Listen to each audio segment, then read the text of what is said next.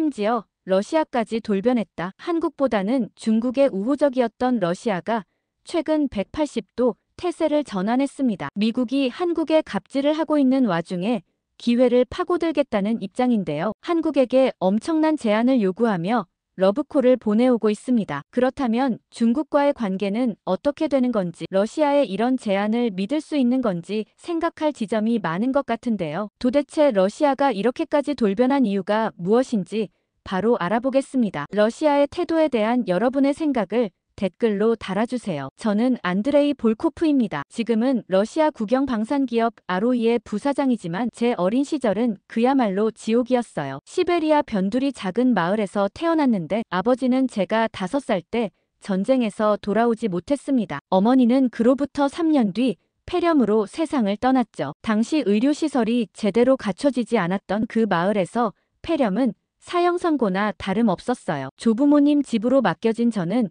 그렇게 하루하루를 버텨냈습니다. 겨울이면 집벽 틈새로 눈보라가 그대로 들어왔어요. 할아버지는 낡은 천 조각들을 구해다가 틈을 막으려 애썼지만 시베리아의 매서운 바람을 막기에는 역부족이었습니다. 밤이면 이불 속에서 몸을 웅크린 채 떨어야 했죠. 할머니가 뜨거운 물주전자를 이불 밑에 넣어주곤 했는데 그게 식으면 다시 추위와 싸워야 했어요. 외투는 단 한 벌뿐이었습니다. 아버지가 남기신 군용 외투를 할머니가 제 몸에 맞게 줄여준 거였어요. 소매가 너무 길어서 접어 입어야 했고 무게도 제법 나갔지만 그게 전부였습니다. 학교 가는 길은 매일 같은 외투를 입고 걸어야 했죠. 친구들은 가끔 제 외투를 보며 놀렸어요. 아버지 옷 물려받았냐고, 거지 같다고 말이죠. 그럴 때마다 저는 아무 말도 하지 않았습니다. 화를 낼 여력조차 없었거든요. 하지만 학교에서만큼은 달랐어요. 수학 시간에 선생님이 어려운 문제를 칠판에 적으면 저는 누구보다 먼저 손을 들었습니다. 답을 맞힐 때마다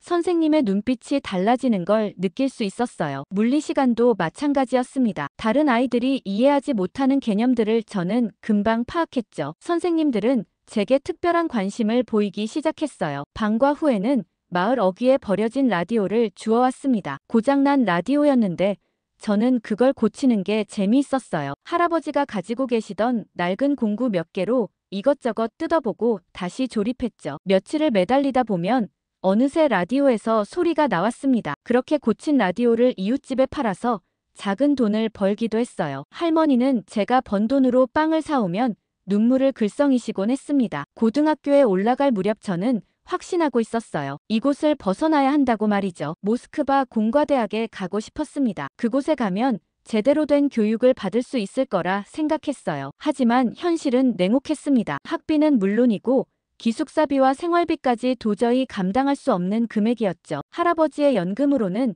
당장 먹고 사는 것도 빠듯했어요. 선생님께 고민을 털어놓았더니 장학금을 알아보라고 하시더군요. 하지만 경쟁이 너무 치열했습니다. 전국에서 수천 명이 지원하는데 선발 인원은 고작 20명 남짓이었어요. 그래도 저는 포기하지 않았습니다. 매일 밤 등유 램프를 켜고 교과서를 파고들었죠. 도서관에서 빌린 물리학 책은 너무 낡아서 페이지가 찢어질 지경이었지만 저는 그 책의 모든 내용을 외울 정도로 반복해서 읽었어요. 수학 문제집은 3번씩 풀었습니다. 손가락에 굳은 살이 박일 정도로 연습했죠. 그렇게 몇 달을 보냈습니다. 시험날이 다가올수록 불안감이 커졌어요. 만약 떨어지면 어쩌나 이 마을에서 평생 살아야 하나 하는 생각에 밤잠을 설쳤습니다. 시험장에 가는 날 아침 할머니는 제 손을 꼭 잡으며 말씀하셨어요. 내가 우리 가문의 희망이라고, 꼭 성공해야 한다고 말이죠. 그 말이 저에게는 무거운 짐이자 동시에 큰 힘이 되었습니다. 시험은 생각보다 어려웠어요. 하지만 저는 최선을 다했습니다. 한 문제 한 문제에 제 모든 것을 쏟아부었죠. 시험이 끝나고 집으로 돌아오는 길, 저는 하늘을 올려다보며 기도했어요. 신이 있다면 제발 이번 한 번만 기회를 달라고 말이죠. 몇 주 후 우편함에 한 통의 편지가 도착했습니다. 손이 떨려서 봉투를 열기조차 힘들었어요. 할아버지와 할머니가 제 옆에 서서 숨을 죽이고 계셨죠. 봉투를 뜯고 편지를 꺼냈습니다. 우수인재 특별 장학금 선발 통지서라는 제목이 보였어요. 합격이었습니다. 그 순간 무릎에 힘이 풀려 주저앉고 말았죠. 할머니는 제 어깨를 붙잡고 함께 울었습니다. 할아버지는 말없이 고개를 돌리셨지만 어깨가 떨리는 게 보였어요. 장학금 지원 기관 이름은 생소했습니다. 고려인 상호부조회라는 곳이었어요. 처음 듣는 이름이었지만 저는 깊이 생각하지 않았습니다. 그저 감사할 따름이었죠. 누군가의 도움으로 제 인생이 바뀔 수 있다는 사실에 가슴이 벅찼어요. 모스크바로 떠나는 날 할머니는 작은 보따리를 손에 쥐어주셨습니다. 안에는 손수 만든 양말 몇 켤레와 작은 빵 조각들이 들어있었어요. 할아버지는 제 손을 꼭 잡고 말씀하셨습니다. 우리 은인을 잊지 말라고.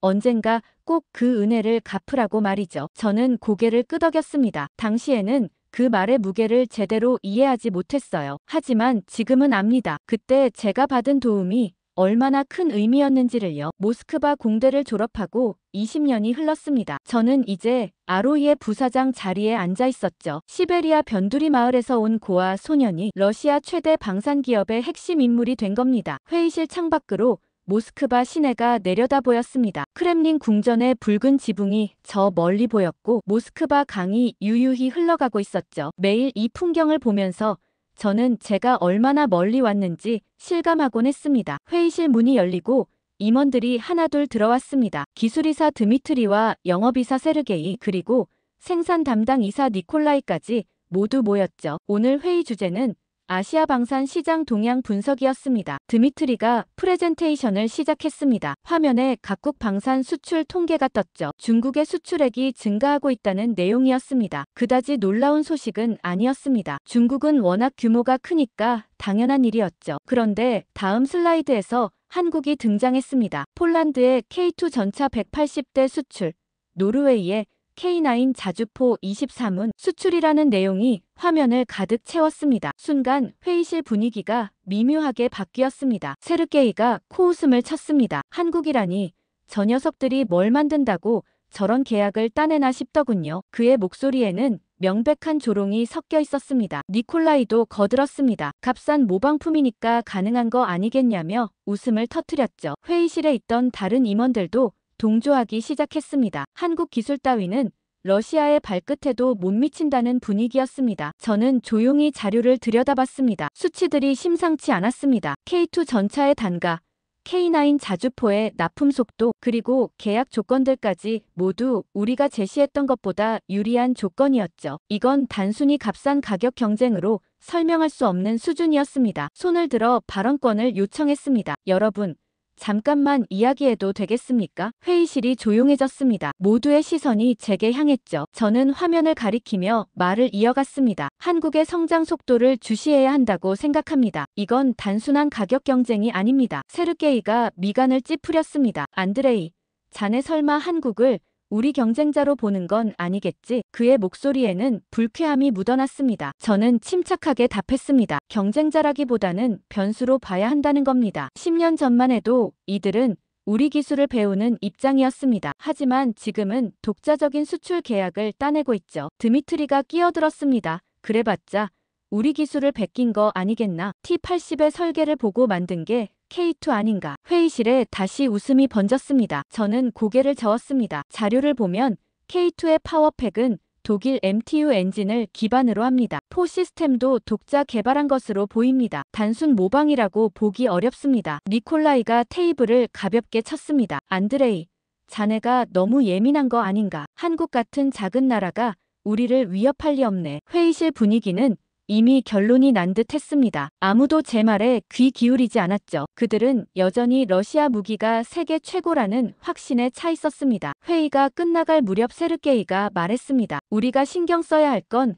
미국과 중국입니다. 한국 따위의 시간 낭비하지 맙시다. 모두가 고개를 끄덕였습니다. 회의실을 나서며 저는 깊은 한숨을 내쉬었습니다. 복도를 걷는 동안 어린 시절이 떠올랐습니다. 시베리아 마을 학교에서 손을 들었을 때도 비슷한 기분이었죠. 선생님께 새로운 풀이법을 제시했을 때 친구들이 비웃었던 기억이 났습니다. 그때도 저는 혼자였습니다. 사무실로 돌아와 의자에 앉았습니다. 책상 위에는 각종 보고서들이 쌓여 있었죠. 그중 한국 관련 자료를 꺼내 다시 펼쳤습니다. K2 전차의 기술 사양서와 K9 자주포의 성능 데이터, 그리고 최근 개발 중인 KF-21 전투기 정보까지 모두 훑어봤습니다. 숫자들이 말하고 있었습니다. 한국은 더 이상 기술 수입국이 아니었습니다. 독자 개발 능력을 갖춘 수출국으로 변모하고 있었죠. 특히 납품 속도와 품질 관리 시스템은 우리보다 앞서 있었습니다. 창밖을 내다봤습니다. 모스크바의 회색빛 하늘 아래 도시가 펼쳐져 있었습니다. 이 도시에서 성공하기까지 얼마나 많은 것을 극복해야 했는지 모릅니다. 가난과 편견 그리고 무시 그 모든 것을 이겨냈죠. 하지만 지금 이 순간 저는 다시 그때의 소외감을 느끼고 있었습니다. 책상 서랍을 열었습니다. 오래된 사진 한 장이 들어있었죠. 모스크바 공대 졸업식 날 찍은 사진이었습니다. 낡은 양복을 입고 어색하게 웃고 있는 제 모습이 보였습니다. 그때 저는 세상을 다 가진 기분이었죠. 러시아 방산의 미래를 이끌겠다는 포부에 가득 차 있었습니다. 하지만 지금은 달랐습니다. 회의실에서 느낀 답답함이 가슴을 짓눌렀습니다. 동료들의 자만심이 두려웠습니다. 저들은 과거의 영광에 취해 현실을 보지 못하고 있었죠. 컴퓨터 화면을 켜고 한국 방산 기업들의 홈페이지를 둘러봤습니다. 현대로템, 한화디펜스, 카이 같은 회사들이었습니다. 웹사이트는 깔끔했고 정보는 체계적이었죠. 최근 뉴스 섹션에는 각종 수출 성과가 가득했습니다. 불안감이 커져갔습니다. 이대로 가다간 러시아가 뒤처질 수도 있다는 생각이 들었습니다. 하지만 저 혼자 아무리 외쳐도 소용없었죠. 조직 전체가 안일함에 빠져 있었으니까요. 퇴근 시간이 되었지만 쉽게 자리를 뜰 수 없었습니다. 자료를 다시 한번 검토했습니다. 뭔가 결정적인 증거가 필요했습니다. 동료들을 설득할 만한 확실한 근거 말이죠. 며칠이 지났지만 회의실에서의 일은 여전히 마음에 걸렸습니다. 사무실에 앉아 서류를 검토하고 있는데 비서 올가가 급하게 들어왔습니다. 부사장님, TV 좀 보세요. 그녀의 목소리에 긴장감이 묻어났죠. 벽면에 걸린 대형 화면을 켰습니다. CNN 인터내셔널이 나오고 있었습니다. 미국 국방부 차관이 기자회견을 하고 있었죠. 그의 표정은 다소 건방졌고 목소리에는 우월감이 배어 있었습니다. 한국은 독자적 기술 개발 능력을 과장하는 경향이 있습니다. 그의 말이 화면 아래 자막으로 흘러갔습니다. 대부분의 핵심 기술은 여전히 미국에 의존하고 있으며 이를 마치 자체 개발인 양 포장하는 것은 문제가 있습니다. 올가가 옆에서 중얼거렸습니다. 저 사람 정말 무례하네요. 저도 같은 생각이었습니다. 화면이 바뀌었습니다. 서울 특파원이 현장에서 리포트를 전하고 있었죠. 한국 언론과 대중의 반응은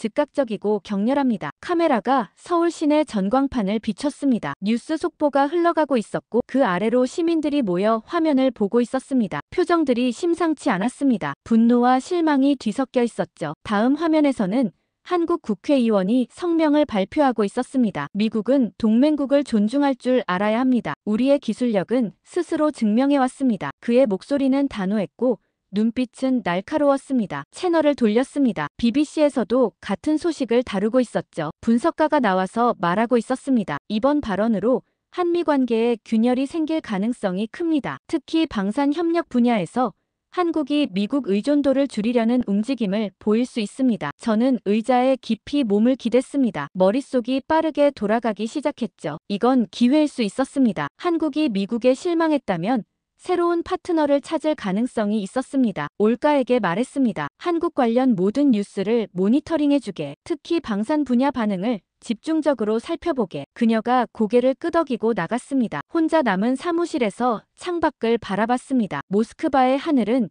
여전히 잔뜩 흐려 있었습니다. 하지만 제 마음속에는 묘한 기대감이 싹트고 있었죠. 컴퓨터를 켜고 한국 언론사 웹사이트들을 검색하기 시작했습니다. 번역기를 돌려가며 기사들을 읽어나갔습니다. 댓글란이 난리였습니다. 수천 개의 댓글이 달려 있었고 대부분 미국에 대한 비판이었죠. 어떤 댓글은 이렇게 적혀 있었습니다. 이제 우리 기술로 독자 노선 가야 한다. 미국 눈치 보지 말자. 다른 댓글도 비슷했습니다. 방산 수출도 미국 승인 필요 없는 쪽으로 방향 전환해야 한다. 저는 이 댓글들을 하나하나 캡처해서 파일로 정리했습니다. 휴대폰이 울렸습니다. 세르게이였습니다. 안드레이, 미국과 한국 사이가 벌어지고 있네. 자네도 봤나? 그의 목소리에는 약간의 흥분이 섞여 있었습니다. 맞습니다. 상황이 흥미롭게 돌아가고 있죠. 우리가 움직여야 할 때 아닌가. 세르게이가 잠시 침묵했습니다. 그러다가 조심스럽게 말했습니다. 회의실에서 자네 말을 무시한 게 미안하네. 어쩌면 자네가 옳았을지도 모르겠어. 저는 쓴웃음을 지었습니다. 이제라도 귀 기울여주니 다행입니다. 내일 긴급 회의를 소집하는 게 어떻겠습니까? 좋네. 내가 드미트리와 니콜라이에게도 연락하지. 통화를 끊고 다시 뉴스를 확인했습니다. 한국 대통령이 긴급 국무회의를 소집했다는 속보가 떴습니다. 청와대 대변인이 브리핑을 하고 있었죠. 우리 정부는 동맹국과의 관계를 중시하지만 일방적인 폄하는 받아들일 수 없습니다. 카메라가 청와대 앞 광장을 비췄습니다. 시민들이 모여 있었고 플래카드를 들고 있었습니다. 기술 주권 확보하자는 문구가 보였죠. 저녁이 되어 집으로 돌아가는 길이었습니다. 차 안에서 라디오를 틀었습니다. 러시아 국영 방송에서도 이 소식을 다루고 있었습니다. 한미 관계의 균열은 러시아에게 새로운 기회가 될 수 있습니다. 진행자의 목소리가 흘러나왔습니다. 맞는 말이었습니다. 하지만 기회를 잡으려면 빨리 움직여야 했죠. 집에 도착해서도 노트북을 펼쳤습니다. 한국 방산 기업들의 최근 동향을 더 깊이 파고들었습니다. 수출 실적, 개발 중인 무기체계, 주요 인사들의 발언까지 모두 수집했죠. 특히 눈에 띄는 건 한국 방산 기업들의 공격적인 마케팅이었습니다. 폴란드 수출 이후 유럽 시장 공략을 강화하고 있었습니다. 중동과 동남아시아도 타깃으로 삼고 있었죠. 이들의 전략은 명확했습니다. 미국 무기보다 저렴하면서도 성능은 비슷한 수준을 유지하는 것이었습니다. 그리고 납품 속도가 빨랐습니다. 미국이 2년 걸릴 것을 한국은 1년 안에 해냈습니다. 새벽까지 자료를 정리했습니다. 내일 회의에서 제시할 보고서를 만들었죠. 제목은 한미관계 균열, 러시아의 전략적 기회였습니다. 보고서를 완성하고 나니 동이 트고 있었습니다. 창밖으로 모스크바의 새벽 풍경이 펼쳐졌습니다. 잠시 눈을 감았습니다. 시베리아 마을의 겨울이 떠올랐습니다. 눈보라 속에서 길을 잃지 않으려 애쓰던 그 시절이었죠. 지금도 비슷했습니다. 방향을 찾아야 했습니다. 러시아 방산의 미래를 위해, 그리고 제 신념을 증명하기 위해서라도 이번 기회를 놓칠 수 없었습니다. 인천공항에 내리는 순간 공기부터 달랐습니다. 습하면서도 차가운 기운이 폐속까지 파고들었죠. 입국장을 빠져나오자 거대한 전광판들이 눈앞에 펼쳐졌습니다. 광고, 안내문, 환영 메시지가 쉴 새 없이 흘러갔습니다. 모스크바 공항과는 차원이 달랐죠. 택시를 타고 서울 시내로 향하는 동안 창밖 풍경에 넋을 잃었습니다. 고층 빌딩들이 끝없이 이어졌고 도로는 말끔하게 정비되어 있었습니다. 네온사인들이 빛나는 거리는 마치 미래 도시 같았죠. 30년 전 불곰 사업 당시 자료 사진으로 봤던 서울과는 완전히 다른 모습이었습니다. 호텔에 체크인을 마치고 방에 들어갔습니다. 창밖으로 한강이 보였죠. 강을 따라 늘어선 건물들에서 불빛이 반짝였습니다. 시계를 보니 현지 시간으로 밤 9시였습니다. 러시아는 오후 2시였겠죠. 시차 적응이 필요했지만 잠은 오지 않았습니다. 노트북을 열어 내일 일정을 다시 확인했습니다. 킨텍스 전시장에서 열리는 국제방산 전시회가 주 목적이었죠. 한국 방산 기업들의 최신 무기 체계를 직접 볼 수 있는 기회였습니다. 세르게이는 출장 전 이렇게 말했죠. 자네 눈으로 직접 확인하고 오게. 과연 우리가 긴장해야 할 수준인지 말일세. 다음 날 아침 일찍 전시장으로 향했습니다. 킨텍스 입구에는 이미 수많은 사람들이 모여 있었습니다. 각국 군복을 입은 관계자들, 정장 차림의 기업인들, 그리고 취재진까지 북적였죠. 입장 게이트를 지나자 거대한 홀이 펼쳐졌습니다. 첫 번째로 눈에 들어온 건 K2 전차였습니다. 검은색 차체가 조명을 받아 위압적으로 빛나고 있었죠. 전차 주변으로 사람들이 모여 설명을 듣고 있었습니다. 저도 그쪽으로 다가갔죠. 안내원이 영어로 설명하고 있었습니다. K2 흑표는 120mm 55구경장 활강포를 탑재하고 있습니다. 자동장전 장치는 분당 10발의 속도를 자랑하죠. 그의 목소리는 자신감으로 가득했습니다. 능동방어 체계는 날아오는 대전차 미사일을 요격할 수 있습니다. 저는 전차 주위를 천천히 돌며 세부 사항을 살펴봤습니다. 포탑의 각도, 장갑의 배치, 센서 시스템의 위치까지 모든 것이 정교했죠. T-90의 설계를 참고했을 거라는 선입견이 있었지만 실제로 보니 완전히 달랐습니다. 독자적인 설계 철학이 엿보였죠. 손이 떨렸습니다. 인정하기 싫었지만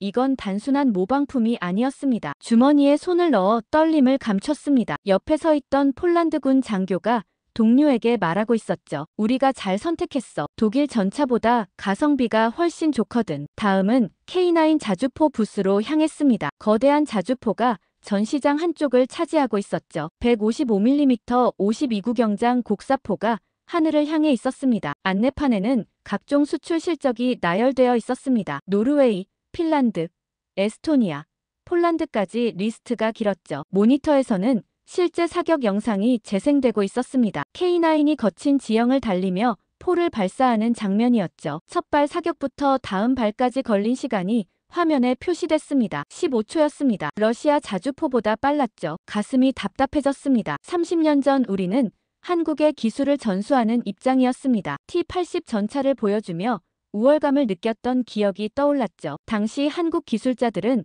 러시아 무기를 경외의 눈빛으로 바라봤습니다. 하지만 지금은 완전히 달라져 있었습니다. 미래 무기 체계 섹션으로 이동했습니다. 드론 시스템이 전시되어 있었죠. 정찰용, 공격용, 자폭용까지 다양한 종류가 있었습니다. 한 부스에서는 AI 기반 전술 시스템을 시연하고 있었죠. 화면 속에서 알고리즘이 실시간으로 전장 상황을 분석하고 최적의 전술을 제시했습니다. 옆에 있던 미국인으로 보이는 남자가 중얼거렸습니다. 생각보다 훨씬 앞서 있네. 그의 표정에도 놀라움이 역력했죠. 저만 충격받은 게 아니었던 겁니다. 카페테리아에서 잠시 쉬기로 했습니다. 커피를 들고 자리에 앉아 전시회 팸플릿을 펼쳤죠. 오후 세션 프로그램이 적혀 있었습니다. 항공우주 및 전투기 개발이라는 주제가 눈에 들어왔죠. 발표자 명단을 훑어보다가 멈췄습니다. 김미나, KF-21 전투기 개발 프로젝트 수석 엔지니어. 이름 옆에는 서울대 항공우주공학과 출신, MIT 박사 학위라는 양력이 적혀 있었습니다. 나이는 30 중반으로 추정됐습니다. 젊었죠. 러시아에서 전투기 개발 책임자는 대부분 50대 이상이었습니다. 경험이 중요한 분야였으니까 말입니다. 하지만 한국은 젊은 인재를 핵심 위치에 배치하고 있었습니다. 이것도 하나의 전략이었을 겁니다. 시계를 봤습니다. 발표 시작까지 30분 남았죠. 커피를 마저 마시고 컨퍼런스 홀로 향했습니다. 이미 많은 사람들이 자리를 채우고 있었습니다. 뒷줄 구석자리에 앉았습니다. 불곰사업대의 기억이 자꾸만 떠올랐죠. 당시 저는 선생이었고 한국은 학생이었습니다. 하지만 지금 이 자리에서는 제가 배우는 입장이 될 것 같았습니다. 컨퍼런스 홀에 앉아 있는데 뒤쪽이 소란스러워졌습니다. 고개를 돌려보니 미국 대표단이 들어오고 있었죠. 해군 제독 1명과 로키드 마틴 임원들로 보이는 사람들이었습니다. 그들의 표정에는 묘한 오만함이 배어 있었죠. 마치 이 자리가 자기들 것인 양 행동했습니다. 사회자가 마이크를 잡았습니다. 이번 세션은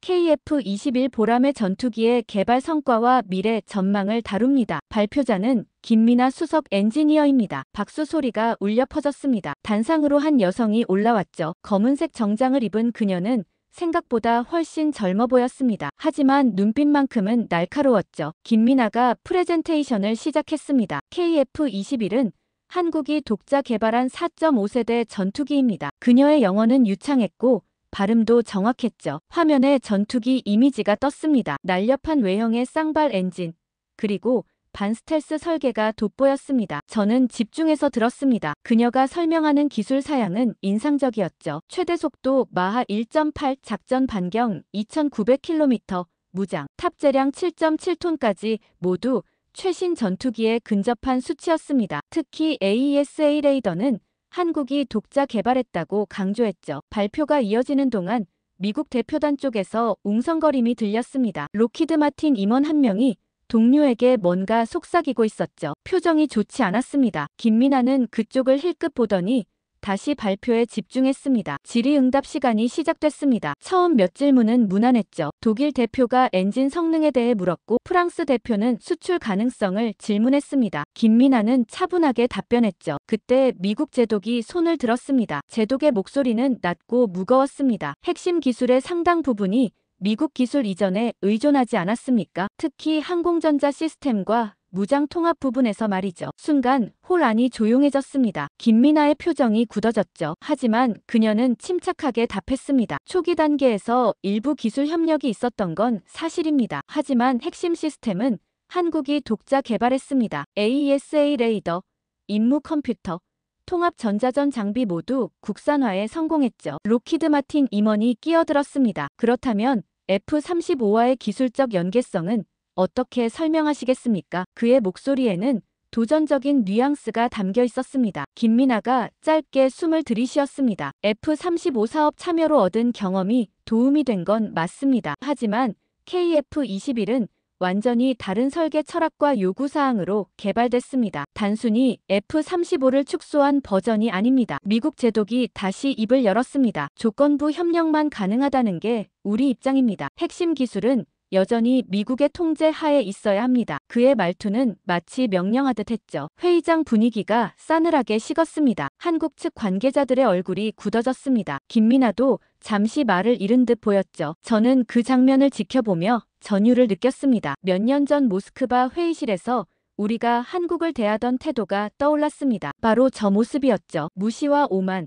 그리고 기술적 우월감에 찬 태도 말입니다. 하지만 지금은 미국이 그 역할을 하고 있었습니다. 김민아가 입을 열었습니다. 한국은 독립적인 방산 기술 개발을 추구합니다. 협력은 환영하지만 종속은 원치 않습니다. 그녀의 목소리는 떨렸지만 단호했죠. 미국 대표단은 비웃듯 고개를 저었습니다. 제독이 말했습니다. 그건 현실적이지 못한 태도입니다. 기술 패권은 쉽게 넘어오지 않습니다. 그의 말에 로키드 마틴 임원들이 고개를 끄덕였죠. 다른 참석자들은 불편한 표정으로 서로를 쳐다봤습니다. 발표가 끝난 뒤 김민아는 단상에서 내려왔습니다. 한국 측 관계자들이 그녀를 둘러쌌죠. 모두 심각한 표정이었습니다. 미국 대표단은 먼저 자리를 떠났습니다. 그들의 뒷모습에서 오만함이 느껴졌죠. 저는 자리에 그대로 앉아 있었습니다. 머릿속이 복잡했습니다. 이건 기회였습니다. 한국이 미국에 실망했다면 새로운 파트너를 찾을 가능성이 있었죠. 하지만 단순히 기회라고만 생각하기엔 뭔가 찜찜했습니다. 우리도 과거에 똑같이 행동했으니까 말입니다. 휴대폰을 꺼내 세르게이에게 메시지를 보냈습니다. 미국이 한국을 압박하고 있습니다. 우리가 움직일 타이밍입니다. 답장이 금방 왔습니다. 자세한 상황 보고하게. 본사에서 대책을 논의하겠네. 저는 홀을 빠져나왔습니다. 복도에 한국 관계자들이 모여 대화하고 있었죠. 그들의 표정에서 분노와 실망이 엿보였습니다. 한 사람이 말했습니다. 이제 독자 노선을 강화해야 합니다. 미국 눈치 보지 말고 말이죠. 다른 사람이 동의했습니다. 새로운 파트너를 찾아야 할 때입니다. 저는 그 말을 듣고 확신했습니다. 지금이 바로 러시아가 손을 내밀어야 할 순간이라는 걸 말입니다. 하지만 동시에 조심스러웠습니다. 우리도 과거에 한국을 무시했으니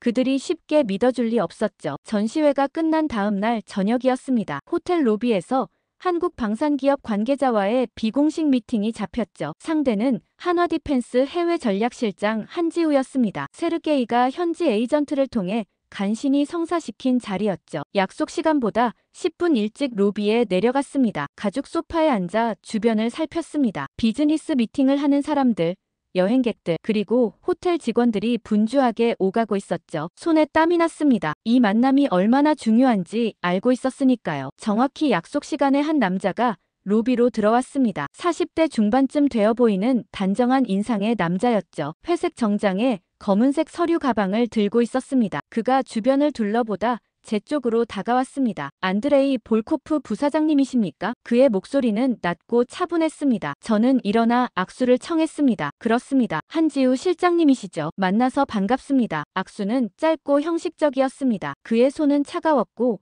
악수하는 힘도 적당했죠. 하지만 눈빛에서 경계심이 느껴졌습니다. 우리는 로비 한쪽 조용한 공간으로 이동했습니다. 자리에 앉자 한지우가 먼저 입을 열었습니다. 시간이 많지 않습니다. 요점만 말씀해 주시죠. 직설적이었습니다. 저는 준비해온 자료를 꺼냈습니다. 러시아는 한국과의 기술 협력에 관심이 있습니다. 특히 방산 분야에서 말이죠. 한지우가 자료를 힐끗 보더니 고개를 저었습니다. 러시아와 손잡는 건 위험합니다. 국제 제재도 있고요. 그의 말투는 단호했습니다. 게다가 신뢰 문제도 있습니다. 30년 전 불곰 사업 때 러시아가 어떻게 행동했는지 우리는 기억하고 있습니다. 가슴이 철렁했습니다. 예상했던 반응이었지만 막상 들으니 당황스러웠죠. 그 시절 우리의 오만함을 그들이 아직도 기억하고 있다는 사실이 부끄러웠습니다. 저는 침착하게 답했습니다. 과거는 인정합니다. 당시 러시아는 오만했죠. 하지만 지금은 다릅니다. 우리는 파트너십을 원합니다. 한지우가 커피를 한 모금 마셨습니다. 파트너십이라는 게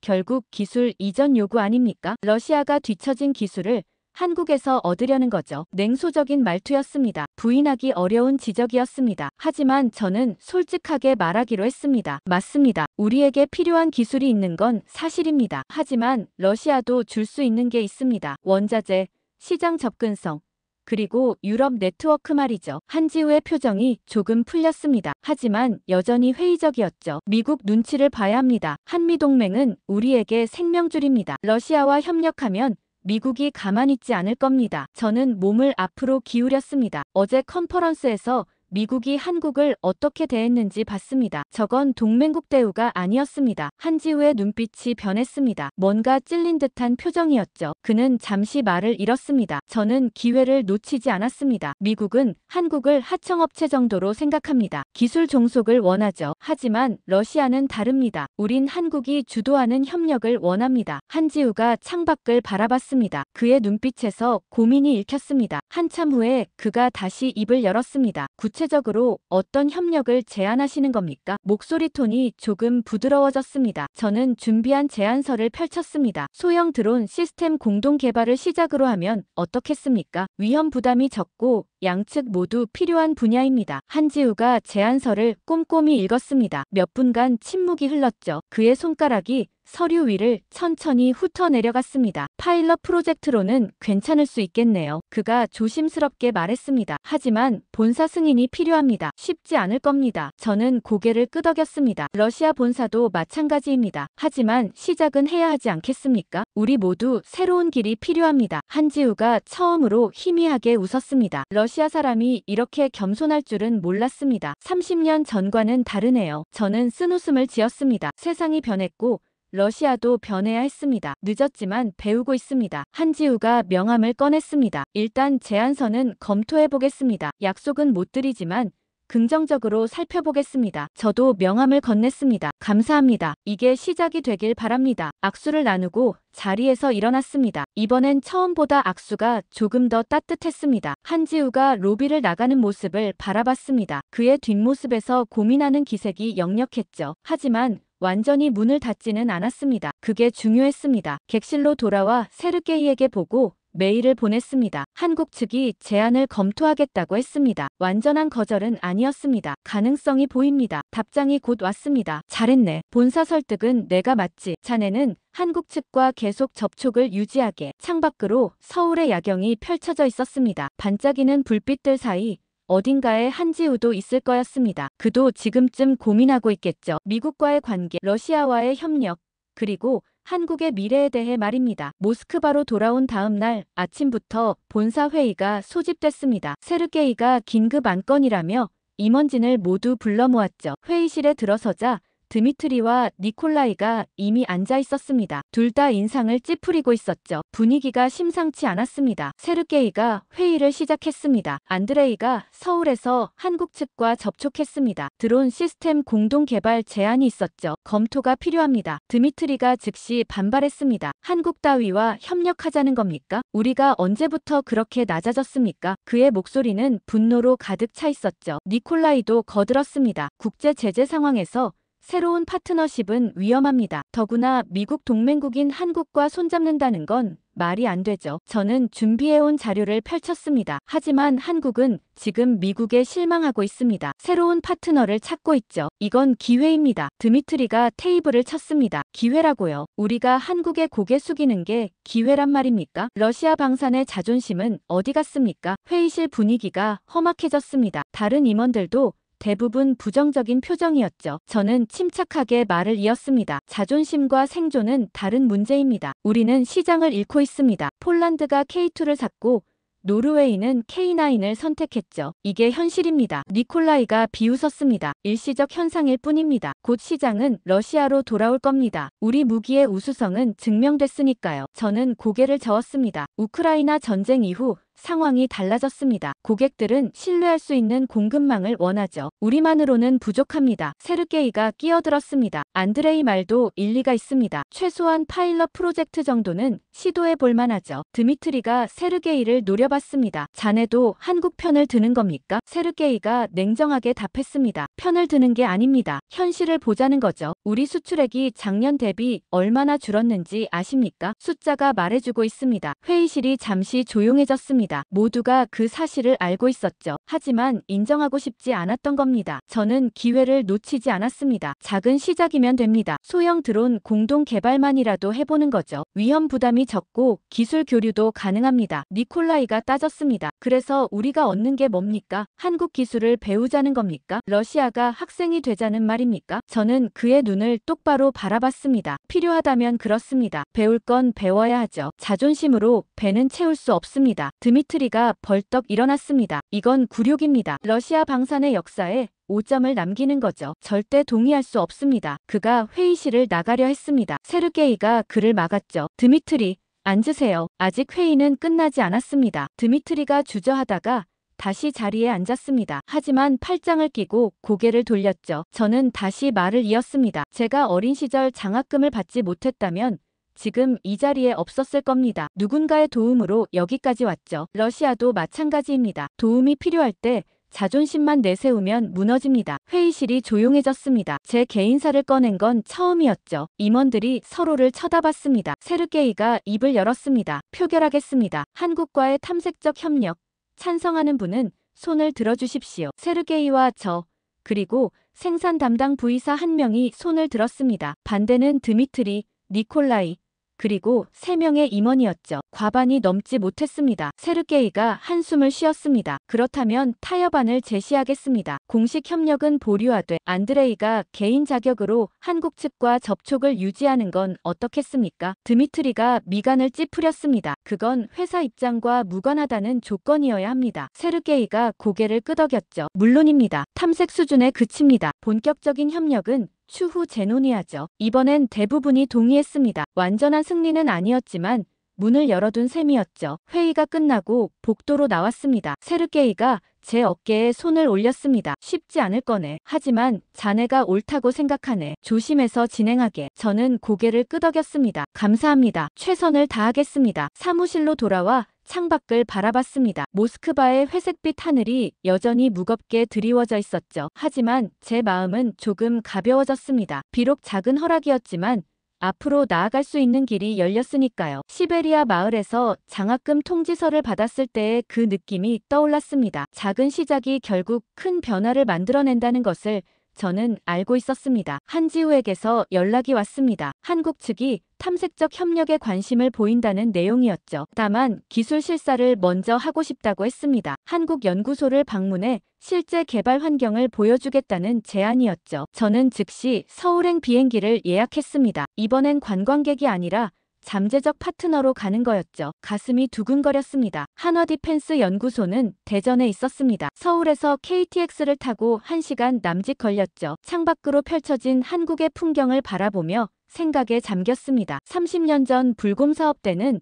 우리가 가르치는 입장이었죠. 하지만 지금은 배우러 가는 겁니다. 연구소 정문에서 한지우가 저를 맞았습니다. 오늘은 우리 드론 개발팀을 만나실 겁니다. 팀장이 직접 설명할 거예요. 그가 안내하는 대로 건물 안으로 들어갔습니다. 복도는 깨끗했고 벽면에는 각종 수상 실적이 걸려 있었죠. 실험실 문이 열렸습니다. 안에는 여러 종류의 드론들이 전시되어 있었습니다. 정찰용, 공격용, 물자 수송용까지 다양했죠. 한 젊은 여성이 다가왔습니다. 반갑습니다. 드론 개발팀 윤혜진입니다. 그녀는 20대 후반쯤 되어 보였습니다. 짧은 머리에 안경을 쓴 모습이었죠. 하지만 눈빛만큼은 또렷했습니다. 악수를 나누며 저는 약간 놀랐습니다. 팀장이 이렇게 젊을 줄은 몰랐거든요. 윤혜진이 드론 하나를 가리키며 설명을 시작했습니다. 이건 우리가 개발한 정찰 드론입니다. 채공시간 8시간. 반경 50km까지 작전 가능하죠. 그녀의 설명은 정확했고 자신감이 넘쳤습니다. 제가 질문을 던졌습니다. 배터리 효율은 어떻게 개선했습니까? 윤혜진이 웃으며 답했습니다. 이건 러시아 것도 미국 것도 아닌 한국만의 방식입니다. 그녀가 드론을 분해하기 시작했죠. 내부 구조를 보여주며 설명을 이어갔습니다. 배터리 셀 배치를 최적화했고 경량 소재로 무게를 줄였습니다. 그 결과 같은 배터리로 2시간을 더 날 수 있죠. 저는 감탄하지 않을 수 없었습니다. 이건 단순한 기술 모방이 아니었죠. 완전히 새로운 접근법이었습니다. 윤혜진이 다른 드론을 가리켰습니다. 이건 자폭 드론입니다. 정확도가 95% 이상이죠. AI 유도 시스템을 탑재했습니다. 제가 물었습니다. AI 알고리즘은 자체 개발입니까? 윤혜진이 고개를 끄덕였습니다. 물론입니다. 우리 팀이 3년간 개발했죠. 이제 실전 배치 단계입니다. 그녀의 눈빛에서 자부심이 느껴졌습니다. 저는 불곰 사업대가 떠올랐습니다. 당시 한국 기술자들은 러시아 무기를 보며 경외감을 드러냈죠. 질문을 쏟아내며 모든 걸 배우려 했습니다. 저는 그들을 학생쯤으로 여겼습니다. 하지만 지금은 완전히 달랐습니다. 윤혜진은 선생님의 태도로 저에게 설명하고 있었죠. 제가 학생이 된 겁니다. 얼굴이 뜨거워졌습니다. 부끄러움이 밀려왔죠. 우리가 얼마나 오만했는지 깨달았습니다. 한국을 과소평가하고 우리 기술에만 도취되어 있었죠. 그 사이 한국은 묵묵히 발전했습니다. 윤혜진이 컴퓨터 화면을 켰습니다. 시뮬레이션 프로그램이 실행됐죠. 이건 드론 군집 작전 시스템입니다. 100대의 드론이 동시에 움직이며 목표를 타격할 수 있습니다. 화면 속에서 수많은 드론들이 유기적으로 움직였습니다. 마치 새떼처럼 조화롭게 비행하며 목표물을 포위했죠. 러시아에도 비슷한 시스템이 있었지만 이 정도 정교함은 아니었습니다. 제가 조심스럽게 물었습니다. 이 기술을 어디서 배웠습니까? 윤혜진이 의아한 표정으로 저를 봤습니다. 배운 게 아닙니다. 우리가 만든 거예요. 처음부터 끝까지 말이죠. 그녀의 대답은 단순했지만 강렬했습니다. 저는 할 말을 잃었죠. 한지우가 옆에서 말했습니다. 윤혜진 팀장은 카이스트 출신입니다. 박사 논문이 드론 군집 제어였죠. 지금은 우리 회사의 핵심 인재입니다. 윤혜진이 겸손하게 웃었습니다. 팀원들이 우수해서 가능했습니다. 혼자서는 불가능했을 거예요. 그녀의 태도에서 진정성이 느껴졌습니다. 기술력뿐 아니라 리더십도 갖춘 사람이었죠. 실험실 투어가 끝나고 회의실로 이동했습니다. 윤혜진이 협력 방안에 대해 설명했죠. 러시아의 장거리 통신 기술과 우리 드론을 결합하면 시너지가 날 겁니다. 작전 반경을 100km 이상으로 늘릴 수 있죠. 저는 고개를 끄덕였습니다. 우리 통신 기술은 여전히 경쟁력이 있습니다. 협력이 가능할 것 같습니다. 윤혜진이 서류를 건넸습니다. 기술 사양서와 협력 제안서였죠. 검토해보시고 의견 주십시오. 우리는 진지한 파트너를 원합니다. 저는 서류를 받아들었습니다. 손이 약간 떨렸죠. 이게 시작이 될 거라는 예감이 들었습니다. 연구소를 나서며 한지우에게 말했습니다. 인상적이었습니다. 특히 윤혜진 팀장은 놀라웠죠. 한지우가 웃었습니다. 한국에는 저런 인재들이 많습니다. 이제 우리를 과소평가하지 않으시겠죠? 저는 솔직하게 답했습니다. 과거를 반성합니다. 우리가 틀렸습니다. 한지우의 표정이 부드러워졌습니다. 인정하는 것부터 시작이죠. 함께 좋은 결과를 만들어 봅시다. 모스크바로 돌아온 지 사흘째 되던 날이었습니다. 아침 뉴스를 보다가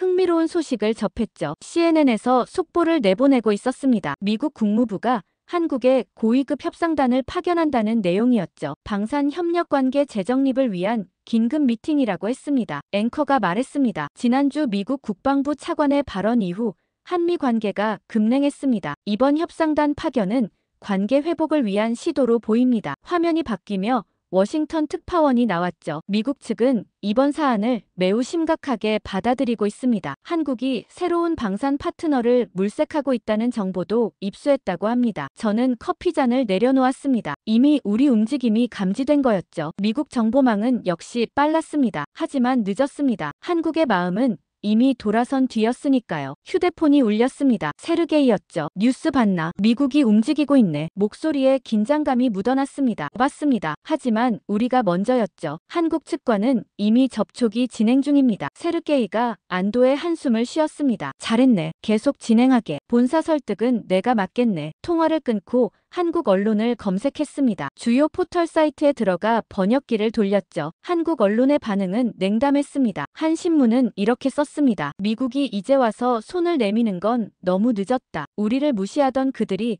갑자기 태도를 바꾼 건 자기들 이익 때문이다. 다른 기사는 더 직설적이었죠. 동맹국을 함부로 대하던 미국의 오만함이 결국 대가를 치르고 있다. 한국은 더 이상 미국만 바라보지 않는다. 댓글창은 더 격렬했습니다. 한 네티즌이 썼습니다. 이제라도 미국 눈치 그만 봤으면 좋겠다. 독자 노선 가자. 다른 댓글도 비슷했죠. 미국이 우릴 무시할 때는 언제고 지금 와서 협력하자니 웃기지도 않는다. 여론이 완전히 돌아서 있었습니다. 저는 이 자료들을 캡처해서 세르게이에게 보냈습니다. 한국 여론이 미국에 매우 비판적입니다. 우리에게 유리한 상황입니다. 답장이 곧 왔습니다. 좋은 정보네. 오늘 오후 임원회의에서 활용하겠네. 자네도 참석하게. 오후 3시. 회의실에 다시 모였습니다. 이번엔 분위기가 달랐죠. 드미트리도 니콜라이도 표정이 진지했습니다. 세르게이가 프레젠테이션을 시작했습니다. 미국이 한국과의 관계 회복에 나섰습니다. 하지만 이미 늦었죠. 한국 여론은 미국을 불신하고 있습니다. 화면에 제가 보낸 자료들이 떴습니다. 한국 언론 기사와 댓글들이었죠. 번역문이 함께 표시됐습니다. 니콜라이가 중얼거렸습니다. 생각보다 심각하네요. 드미트리도 고개를 끄덕였습니다. 미국이 실수했 군요. 기회가 보입니다. 세르게이가 저를 가리켰습니다. 안드레이가 이미 한국 측과 접촉했습니다. 드론 협력 프로젝트가 구체화되고 있죠. 저는 자리에서 일어나 보고를 시작했습니다. 한국 연구소를 방문했습니다. 그들의 기술 수준은 예상을 뛰어넘었죠. 특히 젊은 엔지니어들의 역량이 인상적이었습니다. 드미트리가 물었습니다. 협력 가능성은 얼마나 됩니까? 높습니다. 한국 측도 적극적입니다. 다만 신뢰 구축이 필요하죠. 우리가 진심을 보여야 합니다. 니콜라이가 미간을 찌푸렸습니다. 미국이 개입하면 어떻게 됩니까? 저는 준비한 답변을 내놓았습니다. 한국은 이미 미국에 실망했습니다. 미국이 압박해도 예전처럼 쉽게 굴복하지 않을 겁니다. 오히려 독자 노선을 강화할 가능성이 높죠. 세르게이가 덧붙였습니다. 우리가 먼저 손을 내민 건 전략적으로 옳았습니다. 지금 속도를 늦추면 안 됩니다. 회의실이 조용해졌습니다. 모두가 생각에 잠겼죠. 드미트리가 먼저 입을 열었습니다. 파일럿 프로젝트 승인에 찬성합니다. 니콜라이도 고개를 끄덕였습니다. 저도 동의합니다. 다만 신중하게 진행해야겠죠. 이번엔 표결도 필요 없었습니다. 분위기가 완전히 바뀌었죠. 미국의 실수가 우리에게 기회를 준 겁니다. 세르게이가 정리했습니다. 그럼 안드레이가 한국 협력을 총괄합니다. 필요한 자원은 지원하겠습니다. 회의가 끝나고 복도로 나왔습니다. 드미트리가 다가왔죠. 안드레이, 자네 판단이 옳았네. 내가 너무 고집을 부렸어. 저는 손을 내밀었습니다. 우리 모두 배우는 겁니다. 함께 성공합시다. 악수를 나누며 저는 안도감을 느꼈습니다. 드디어 조직 전체가 같은 방향을 보기 시작했죠. 사무실로 돌아와 한지우에게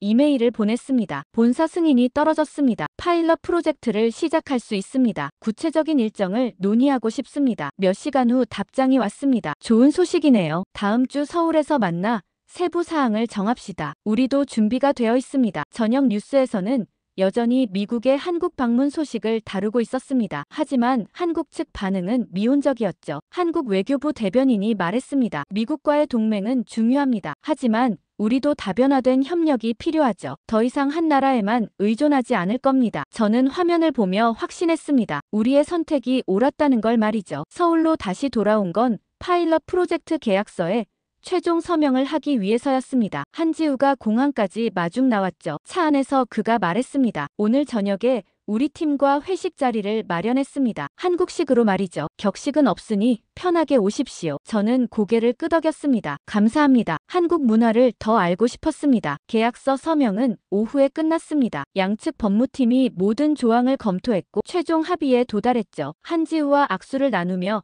저는 벅찬 감정을 느꼈습니다. 시베리아 마을에서 시작된 제 인생이 이렇게 한국과 연결될 줄은 몰랐으니까요. 저녁 7시 한지우가 알려준 식당으로 갔습니다. 간판에는 삼겹살 맛집이라고 쓰여 있었죠. 문을 열고 들어가니 이미 여러 사람이 앉아 있었습니다. 한지우가 손짓했습니다. 이쪽입니다. 자리에 앉자 한지우가 소개를 시작했습니다. 윤혜진 팀장은 아시죠? 그리고 이쪽은 김태준 엔지니어, 박지현 연구원입니다. 모두 젊었습니다. 30대 초반쯤 되어 보였죠. 이들이 한국 방산의 미래를 이끌고 있다는 게 놀라웠습니다. 윤혜진이 웃으며 말했습니다. 처음 드셔보시는 거죠? 삼겹살 말입니다. 저는 고개를 끄덕였습니다. 러시아에서는 먹어본 적 없습니다. 곧 직원이 고기 접시를 가져왔습니다. 두툼한 돼지고기가 접시 가득 담겨 있었죠. 한지우가 집게로 고기를 불판 위에 올렸습니다. 지글지글 소리가 나며 기름이 튀었습니다. 냄새가 군침을 돌게 했죠. 김태준이 설명했습니다. 이렇게 구워서 상추에 싸먹는 겁니다. 쌈장 바르고 마늘 얹어서요. 고기가 익자 한지우가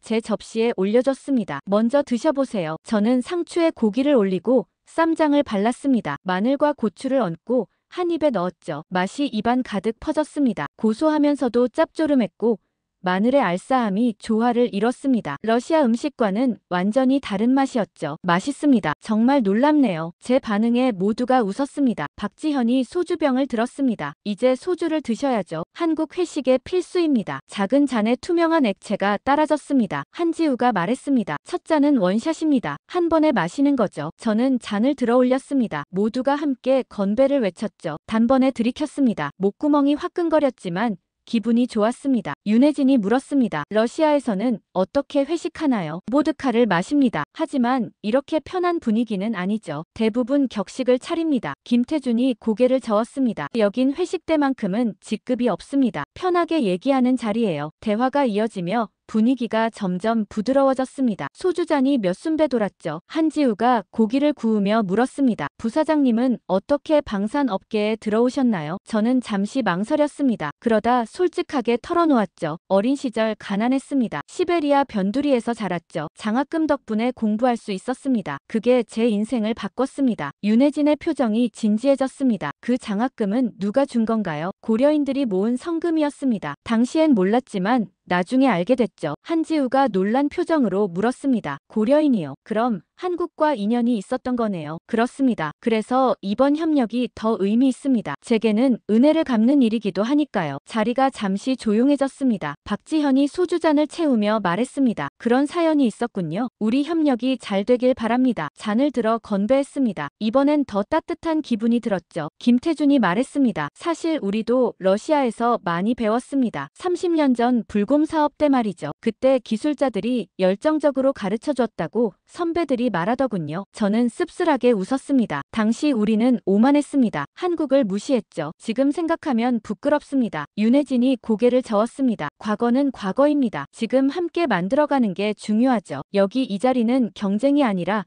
협력의 시작입니다. 한지우가 잔을 들었습니다. 맞습니다. 우리 모두 이익을 나누는 겁니다. 서로 배우고 성장하는 거죠. 다시 건배를 했습니다. 이번엔 더 큰 목소리로요. 술이 거나해지자 분위기는 더욱 편해졌습니다. 농담이 오가고 웃음소리가 터졌죠. 국경도, 과거도, 편견도 모두 사라진 자리였습니다. 그저 같은 목표를 향해 가는 동료들의 모임이었습니다. 김태준이 취기 어린 목소리로 말했습니다. 부사장님, 다음에 모스크바 가면 러시아 음식 소개해주세요. 우리도 러시아 문화 배우고 싶습니다. 물론입니다. 보드카와 보르시를 대접하겠습니다. 제 집에 초대하죠. 박지현이 웃으며 말했습니다. 그럼 우리가 김치찌개 만들어 갈게요. 러시아 사람들도 한국 음식 좋아할 겁니다. 상상만으로도 즐거운 그림이었습니다. 식당을 나설 때는 밤 11시가 넘어 있었습니다. 모두 약간씩 비틀거리며 웃고 있었죠. 한지우가 제 어깨를 가볍게 두드렸습니다. 오늘 좋았습니다. 진짜 파트너가 된 기분이에요. 저도 마찬가지입니다. 이런 자리를 만들어줘서 고맙습니다. 택시를 타고 호텔로 가는 길, 창밖을 바라봤습니다. 서울의 밤은 여전히 밝게 빛나고 있었죠. 가슴이 따뜻했습니다. 오늘 저녁은 단순한 회식이 아니었습니다. 서로를 이해하고 신뢰를 쌓은 시간이었죠. 석 달이 흘렀습니다. 모스크바와 대전을 오가며 프로젝트를 진행했죠. 러시아 팀과 한국 팀이 함께 소형 드론 시스템을 개발하기 시작했습니다. 처음엔 써먹했던 양측이 점차 호흡을 맞춰갔죠. 오늘은 첫 번째 시험 비행 날이었습니다. 대전 연구소 야외 시험장에 양국 팀원들이 모여 있었죠. 러시아에서 세르게이와 기술팀 3명이 함께 왔습니다. 한국 측에서는 윤혜진 팀 전체가 나왔죠. 날씨는 맑았지만 바람이 조금 불었습니다. 윤혜진이 태블릿을 들고 최종 점검을 하고 있었죠. 러시아 엔지니어 이반이 통신 장비를 확인했습니다. 신호강도 양호합니다. 준비 완료입니다. 한지우가 옆에서 지켜보고 있었습니다. 그의 표정에 긴장감이 역력했죠. 이번 시험의 성공 여부가 향후 협력의 방향을 결정할 터였습니다. 윤혜진이 카운트다운을 시작했습니다. 드론이 천천히 이륙했습니다. 프로펠러 소리가 공기를 가르며 상승했죠. 모두의 시선이 하늘로 향했습니다. 저는 가슴이 두근거렸습니다. 모니터에 드론의 비행 데이터가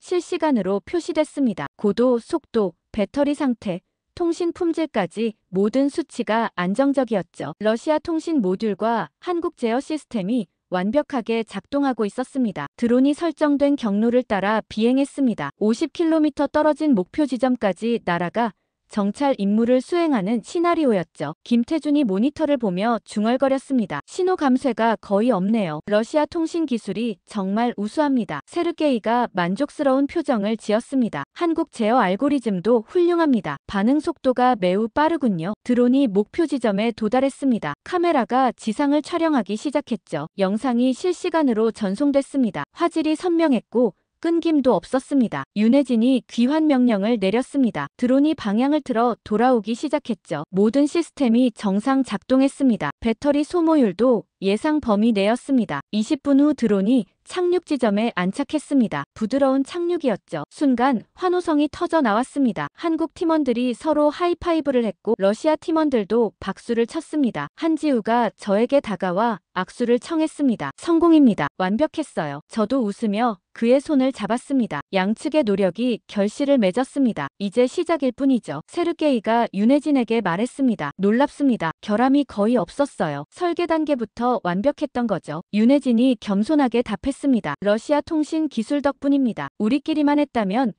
50km는 불가능했을 겁니다. 저녁에 다시 회식 자리가 마련됐습니다. 이번엔 성공을 축하하는 자리였죠. 삼겹살집에 모여 앉았습니다. 소주잔이 끊임없이 오갔습니다. 박지현이 건배를 제안했습니다. 우리의 협력의 건배. 모두가 잔을 들었습니다. 한러 협력 만세. 웃음소리가 식당을 가득 채웠습니다. 이반이 취기 어린 목소리로 말했습니다. 처음엔 반신반의했습니다. 하지만 한국팀이 정말 대단하더군요. 김태준이 답했습니다. 우리도 러시아 기술을 무시했어요. 하지만 함께하니 훨씬 좋은 결과가 나왔죠. 한지우가 저를 보며 말했습니다. 부사장님이 처음 제안했을 때 솔직히 의심했습니다. 하지만 지금은 확신합니다. 이게 맞는 길이에요. 저는 소주잔을 들었습니다. 저도 본사를 설득하느라 고생했습니다. 하지만 오늘 성공을 보니 모든 게 보상받은 기분입니다. 세르게이가 끼어들었습니다. 모스크바 본사가 이 소식 들으면 놀랄 겁니다. 드미트리도 니콜라이도 할 말 없을 거예요. 윤혜진이 웃으며 말했습니다. 다음 프로젝트는 뭘 할까요? 중형 드론도 가능할 것 같은데요. 저는 고개를 끄덕였습니다. 본사에 보고하고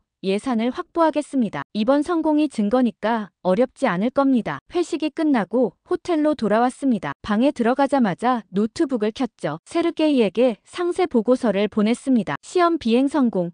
모든 목표 달성, 양측 협력 우수라는 내용이었습니다. 몇 분 후 답장이 왔습니다. 훌륭하네. 내일 본사 회의에서 발표하겠네. 자네가 옳았어. 창밖으로 대전 시내가 보였습니다. 조용한 도시였지만 이곳에서 새로운 역사가 시작되고 있었죠. 한국과 러시아의 협력이 첫 결실을 맺은 겁니다. 다음 날 아침 한국 언론에 기사가 났습니다. 한러 방산 협력 첫 성과, 드론 시험 성공이라는 제목이었죠. 기사는 양국 협력의 의미를 강조했습니다. 미국 일변도에서 벗어난 다변화 전략의 성공 사례라고 평가했습니다. 러시아 언론도 보도했습니다. 러시아 기술의 우수성을 입증했다는 논조였죠. 하지만 한국과의 협력이 새로운 가능성을 열었다는 점도 언급했습니다. 세르게이에게서 전화가 왔습니다. 본사 반응이 폭발적이네. 드미트리가 직접 축하 메시지를 보냈어. 다음 프로젝트 예산도 승인됐네. 저는 안도의 한숨을 쉬었습니다. 드디어 인정받았군요. 이제 본격적으로 시작할 수 있겠습니다. 세르게이가 말했습니다. 자네가 없었다면 불가능했을 거야. 시베리아 소년이 여기까지 왔네. 그 말에 가슴이 뭉클해졌습니다. 장학금을 받던 그날이 떠올랐죠. 누군가의 도움으로 꿈을 이뤘고 이제 그 은혜를 갚고 있었습니다.